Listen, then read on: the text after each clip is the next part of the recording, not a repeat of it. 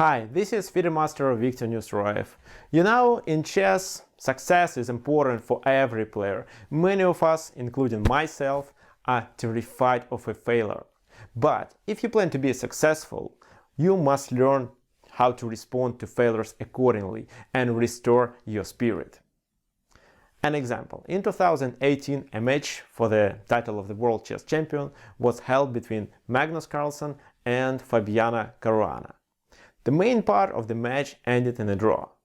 Therefore, a tiebreak was organized from 4 games in Rapid, 3 games in Blitz, and Armageddon if necessary. Fabiano lost the first game and got very upset. It stopped him from fighting further.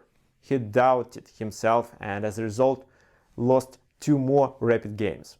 How to avoid this situation? If you want to learn how to bounce back from a tough loss, watch this video to the very end, and I'll provide you with several tips that help me to recover my spirit and gain more points in the tournament after a tough loss in the middle. First of all, I would like to demonstrate the game between Magnus Carlsen and Fabiano Caruana, and then I'll provide you with 5 tips how to bounce back from a tough loss. Okay, so in this game Magnus Carlsen was playing with white pieces. He played c4, English opening, e5, knight c3, knight f6, g3, bishop b4. No, d5 is another popular move in this position. However, then c takes d5, knight d5, bishop g2, the knight has to retreat to b6, and then d3. If knight c6, it's very often when white captures on c6, trades the bishop for a knight, but then tries to take the advantage of these doubled pawns. So Fabiano Caruana played bishop b4. e4 was played by Magnus, castle, knight g e2, c6, with the idea to play d5, but bishop g2, now d5 cannot be played, a6, maybe it wasn't the best plan, maybe something like d6 was better, but Fabiano Caruana wanted to play b5, castle, b5, d4, so Magnus sacrifices the pawn, but actually it's a bad idea to accept this sacrifice. Now the e5 pawn is hanging, that's why if black wants to gain the pawn, he has first to take on d4, then knight d4, then b takes c4. But after e5, knight has to retreat to the back rank, and for example bishop e3, white is definitely much better, and I'm sure that the c4 pawn can be easily gained back.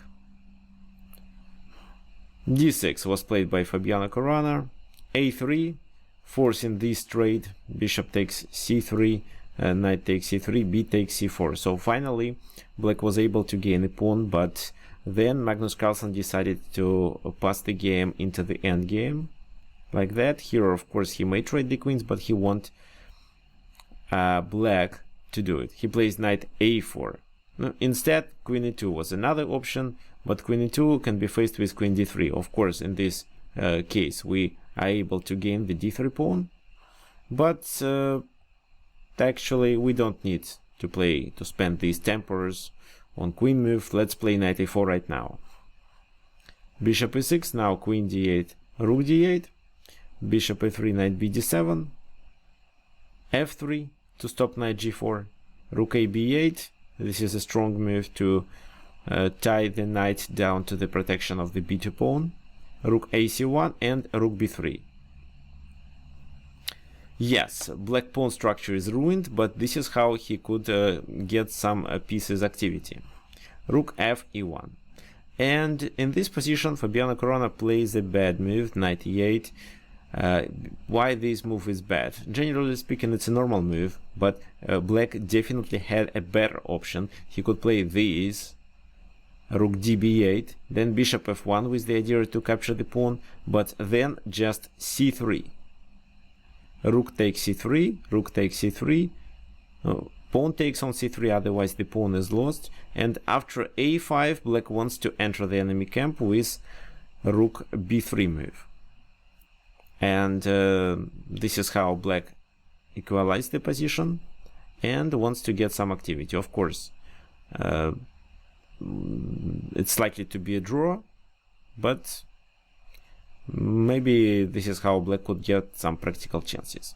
However, instead knight e8 was played. Bishop f1, knight d6, rook cd1, attacking the knight, and this is where black made another mistake. He played knight b5. Looks like a good spot for the knight, but actually the c5 square was important, and now, for example, knight c5 is not so strong. Knight c5, bishop c5, this bishop is not hanging, but rook b2 can be played, and black is fine. However, knight b5 allows Magnus Carlsen to play this move immediately. Rook takes b2. Knight takes e6, f takes e6, bishop c4. In this position, king f7 could be a mistake. Of course, Fabiano Caruana didn't play this move. This is a mistake, of course, because after bishop b5, then pawn captures b5, bishop g5, and at least black loses the exchange. Knight d4 was played by Fabiano Caruana, bishop d4, e takes d4, then it was better to take with the rook and to keep the pin, but Magnus Carlsen captured on e6. King f8, rook d4, king e7, they played several more moves, trade pieces. White wanted to get some activity with his pawns, but actually the king is cut off, that's why here white is unlikely to win, even with one extra pawn. Rook c2, h4, c4, f5 check, king f6, rook c5, h5, king f1. And this is where black is very close to a draw. He could play just c3, king e1, rook a2, and if rook takes c3, after king e5 he gains at least one pawn and simplifies the position. However, I don't know what Fabiano Caruana was thinking, but he played rook c3. It's still a move that can offer a draw for black. But then he made another mistake. King g2, rook takes c3, rook takes c4, king e5, rook c7, and in this position, if black wants a draw, he may play rook a2. No, I'll show you. Rook a2, king h3, king e4 now, because if rook g7 is played, then we have rook e1. Rook c7, rook f1. And this is how we stop this pawn and then make a draw. So the rook takes on f5 and also supports the h5 pawn. So the position is equal. It's gonna be a draw anyway. So he didn't play rook a2 but played king e4 immediately. And what do you think he blundered? He blundered that after rook e7, even if he takes on f5 with the king, the h5 pawn will be hanging after rook g5. And then white successfully realized two pawns on the king side. So he put his rook behind the a pawn and started to advance the g and h pawns.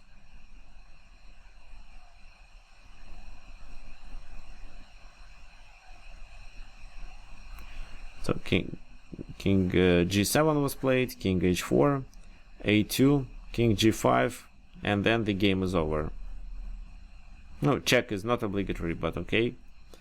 And then just rook a2. So with two extra pawns, of course, white is winning. Everyone can win such a position, even against Fabiano Caruana. So his main mistake was to capture on e4.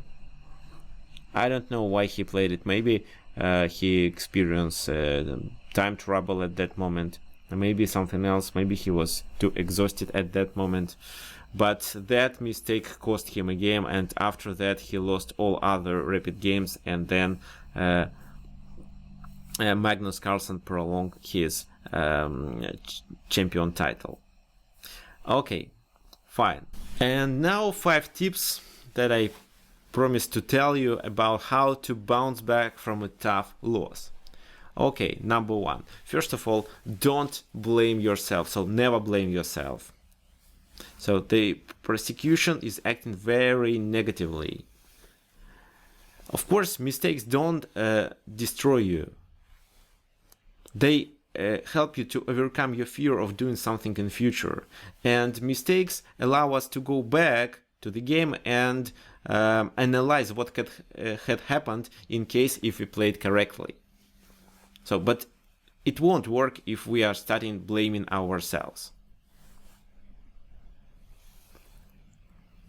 The second one, be open to discuss this game, the game you lost, with other chess players.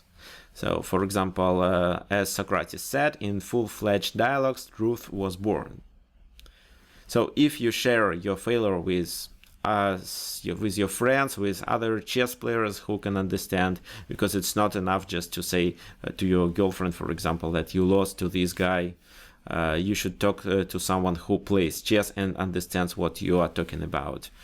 And they are interested in it because this is a chess game and it's a kind of what they really like. They like to analyze, they like to find mistakes and maybe tell you where you could play better. And for you, it may work as a great psychological support. Number 3, relax. Do something that will distract your thoughts from this loss and bring you pleasure. You can read a book, go to the gym, watch a movie. This is what I usually do. Well, maybe for some people it works if they take a bath, listen to music, or go and work outside. Maybe play some games like soccer or golf, just to relax. But don't drink alcohol, please, because then you have to play the other game on the next day.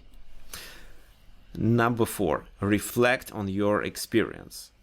So, for example, Wilhelm Steinitz said, only ruthless criticism leads to the goal. So here you have to think about your mistakes.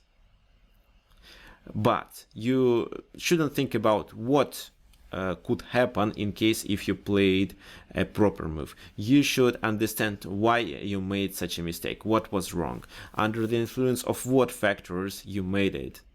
Maybe you didn't understand this type of the position. This is what actually happens to me. Sometimes I just misunderstand the position, and that's why I choose a wrong plan and everything goes bad. In such a case, you should look at several games of grandmasters that have played in similar positions and try to understand their plans. Or maybe you should maybe take a lesson, for example, call your friend or another strong chess player who is familiar with this type of positions. He will explain. Oh, sometimes it can be just a miscalculation, and it can happen due to many other reasons. For example, you can be exhausted, or you can be just bad in calculation. If so, I recommend to keep working on it. Don't stop doing puzzles. And the last one, number 5, is, of course, always believe in yourself. So, for example, you lost the game, the next day you are going to play the other one. Play this next game from scratch. And believe and try to persuade yourself that in this game you will be able to show all your strength. And when you play this game, the next game, you shouldn't need to look back at the last game that you lost. You lost it and you can't do anything with it. Let's now focus on your current game. And of course, don't be afraid to lose the game. If you want to win, you must first play. This is what Albert Einstein said. Okay, thank you. In this video, you learn how to recover from a tough loss. You can't play without losses, but I'm sure you can bounce back much faster than you did it before. Thank you for watching, and make sure to like this video, subscribe to my YouTube channel and share it with your friends, chess players, so they can learn these tips as well.